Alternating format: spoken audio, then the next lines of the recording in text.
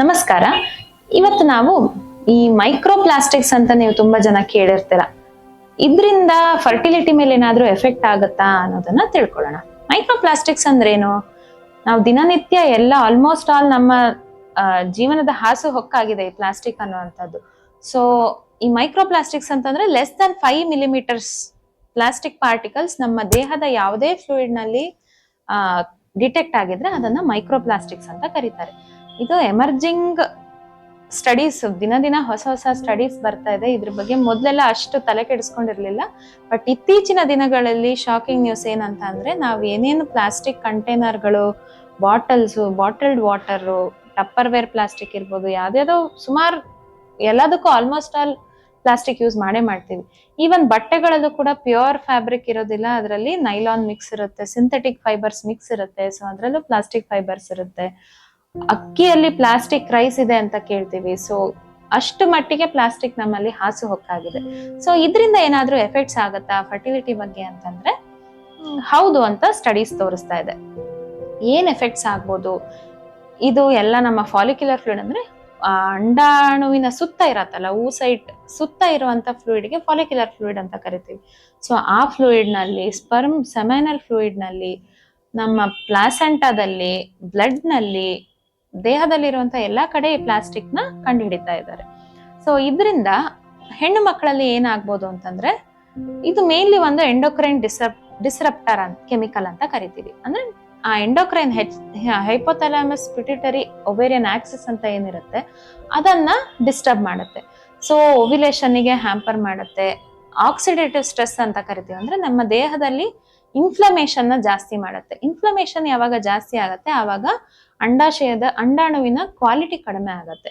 So ಅಂಡಾಣುವಿನ quality ಕಡಿಮೆ ಆದಾಗೆ embryo quality ಕಡಿಮೆ ಆಗತ್ತೆ, ಎಂಬ್ರಿಯೋ ಇಂಪ್ಲಾಂಟೇಶನ್ ನಲ್ಲಿ ವ್ಯತ್ಯಾಸ ಆಗತ್ತೆ. ಹಾಗೆ ಆ ಗರ್ಭಕೋಶದ ಒಳಪದ್ರ ಏನಿರುತ್ತೆ ಎಂಡೋಮೆಟ್ರಿಯಂ, ಅದ್ರದ್ದು ರಿಸೆಪ್ಟಿವಿಟಿ ಅಂದ್ರೆ ಭ್ರೂಣನ ಸ್ವೀಕಾರ ಮಾಡುವಂತ ಶಕ್ತಿ ಕಡಿಮೆ ಆಗತ್ತೆ. ಹಾಗೆ ಈ ಈಸ್ಟ್ರೋಜನ್ ಮತ್ತೆ ಪ್ರೊಜೆಸ್ಟ್ರಾನ್ ರಿಸೆಪ್ಟರ್ಸ್ ಅಂತ ಇರುತ್ತೆ ನಮ್ಮ ದೇಹದಲ್ಲಿ, ಅದ್ರದ್ದು ರಿಸೆಪ್ಟಿವಿಟಿನ ಕಡಿಮೆ ಮಾಡತ್ತೆ. ಸೊ ಇದಿಷ್ಟು ಹೆಣ್ಣು ಮಕ್ಕಳಲ್ಲಾದ್ರೆ, ಗಂಡು ಮಕ್ಕಳಲ್ಲಿ ಕೂಡ ಈ ಸ್ಪರ್ಮ್ ಪ್ಯಾರಾಮೀಟರ್ಸ್ ಮೇಲೆ ತುಂಬಾ ಎಫೆಕ್ಟ್ ಮಾಡುತ್ತೆ. ಸ್ಪರ್ಮ್ ಮೊಟಿಲಿಟಿ, ಸ್ಪರ್ಮ್ ಕೌಂಟ್ ಇರ್ಬೋದು, ಅಥವಾ DNA ಫ್ರಾಗ್ಮೆಂಟೇಶನ್ ಅಂತ ಹೇಳ್ತೀವಿ. ನಾರ್ಮಲ್ ವೀರ್ಯಾಣುಗಳು ಇದ್ರೂ ಕೂಡ ಅದ್ರದ್ದು ಫ್ರಾಗ್ಮೆಂಟೇಶನ್ ನ ಜಾಸ್ತಿ ಮಾಡುತ್ತೆ. Normally DNA ಒಡೆಯೋದಿಲ್ಲ. DFI ಅಂತ ನಮ್ಮ ಹಿಂದಿನ ವಿಡಿಯೋದಲ್ಲಿ ಹೇಳಿದ್ವಿ. ಈ DFI ಅಂತ ಏನ್ ಕರಿತೀವಿ, DNA ಫ್ರಾಗ್ಮೆಂಟೇಶನ್ ಇಂಡೆಕ್ಸ್ ಅಂತ, ಸೊ ಅದನ್ನ ಇನ್ಕ್ರೀಸ್ ಮಾಡುತ್ತೆ. ಸೊ ಆಮೇಲೆ ಟೆಸ್ಟೋಸ್ಟಿರಾನ್ ಪ್ರೊಡಕ್ಷನ್ ನ ಕಡಿಮೆ ಮಾಡೋಂತ ಸಾಧ್ಯತೆ ಇದೆ ಅಂತ ಹೇಳಿದ್ದಾರೆ. ಪ್ರೆಗ್ನೆನ್ಸಿಯಲ್ಲಿ ಇದು ಐಡೆಂಟಿಫೈ ಆಗಿದೆಯಾ ಅಂತ ಕೇಳ್ಬೋದು. ಪ್ರೆಗ್ನೆನ್ಸಿಯಲ್ಲಿ ಕೂಡ ಐಡೆಂಟಿಫೈ ಮಾಡಿದ್ದಾರೆ. ಪೋಸ್ಟ್ ಡೆಲಿವರಿ ಪ್ಲಾಸೆಂಟಾನೆಲ್ಲ ಟೆಸ್ಟ್ ಮಾಡಿದಾಗ ಆ ಪ್ಲಾಸೆಂಟಾದಲ್ಲೂ ಕೂಡ ಮೈಕ್ರೋಪ್ಲಾಸ್ಟಿಕ್ಸ್ ಕಂಡು ಬಂದಿದೆ ಅಂತ ಸ್ಟಡೀಸ್ ಹೇಳುತ್ತೆ. ಹಾಗೆ ಅನಿಮಲ್ ಸ್ಟಡೀಸ್, ಈ ಪ್ರಾಣಿಗಳ ಮೇಲೆ ಸ್ಟಡೀಸ್ ಮಾಡಿದಾಗ ಅದರಲ್ಲಿ ಫೀಟಲ್ ಗ್ರೋತ್ ರಿಸ್ಟ್ರಿಕ್ಷನ್ ಅಂದ್ರೆ ಮಗುವಿನ ಬೆಳವಣಿಗೆನ ಕುಂಠಿತಗೊಳಿಸುವಂತ ಸಾಧ್ಯತೆ ಕೂಡ ಈ ಮೈಕ್ರೋಪ್ಲಾಸ್ಟಿಕ್ಸ್ಗೆ ಇದೆ ಅಂತ ಹೇಳ್ತಾರೆ. ಹೇಗೆ ಇದನ್ನ ಅವಾಯ್ಡ್ ಮಾಡ್ಬೋದು? ಕಂಪ್ಲೀಟ್ಲಿ ಸ್ಟಾಪ್ ಮಾಡಕ್ ಆಗುತ್ತಾ?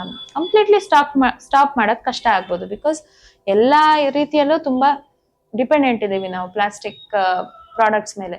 ಸೊ ಹೇಗ್ ನಾವು ಕಮ್ಮಿ ಮಾಡ್ಕೋಬಹುದು ನಮ್ಮ ಇದರಲ್ಲಿ ಅಂತಂದ್ರೆ, ಆದಷ್ಟು ಈ ಬಾಟಲ್ಡ್ ವಾಟರ್ನ ಅವಾಯ್ಡ್ ಮಾಡಿ.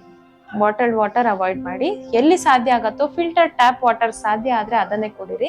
ಇಲ್ಲ ಅಂತಂದ್ರೆ ಮನೆಯಿಂದ ಸ್ಟೀಲ್ ಬಾಟ್ಲಲ್ಲಿ ಅಥವಾ ಗ್ಲಾಸ್ ಬಾಟ್ಲಲ್ಲಿ ನೀರು ತುಂಬ್ಕೊಂಡು ಹೋಗಿ ಅದನ್ನ ಕುಡೀರಿ. ಹೊರಗಡೆ ಹೋದಾಗ ಆದಷ್ಟು ಸ್ಟೇನ್ಲೆಸ್ ಸ್ಟೀಲ್ ಅಥವಾ ಗ್ಲಾಸ್ ಕಂಟೈನರ್ಸ್ ನ ಪ್ರಿಫರ್ ಮಾಡಿ.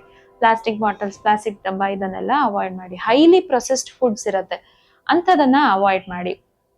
ಆಮೇಲೆ ಆದಷ್ಟು ನಿಮ್ಮ ಡೈಲಿ ಮನೆ ಎಲ್ಲ ಕ್ಲೀನ್ ಮಾಡ್ಕೊಳ್ತಾನೆ ಇರ್ತೀರ. ಸೊ ರೆಗ್ಯುಲರ್ಲಿ ಡ್ರೈ ಮಾಪಿಂಗ್ ಬದಲು ವೆಟ್ ಮಾಪಿಂಗ್ ರೆಗ್ಯುಲರ್ ಆಗಿ ಮಾಡೋದು ಉತ್ತಮ. ಈ ಮೈಕ್ರೋಪ್ಲಾಸ್ಟಿಕ್ ಡಸ್ಟ್ ಏನಿರುತ್ತೆ ಅದನ್ನ ಅವಾಯ್ಡ್ ಮಾಡುತ್ತೆ. ಹಾಗೆ ಬಟ್ಟೆಗಳು ಕೂಡ ಆದಷ್ಟು ನೀವು ನ್ಯಾಚುರಲ್ ಫ್ಯಾಬ್ರಿಕ್ ಕ್ಲೋತಿಂಗ್ ನ ಪ್ರಿಫರ್ ಮಾಡೋದು ಒಳ್ಳೇದು.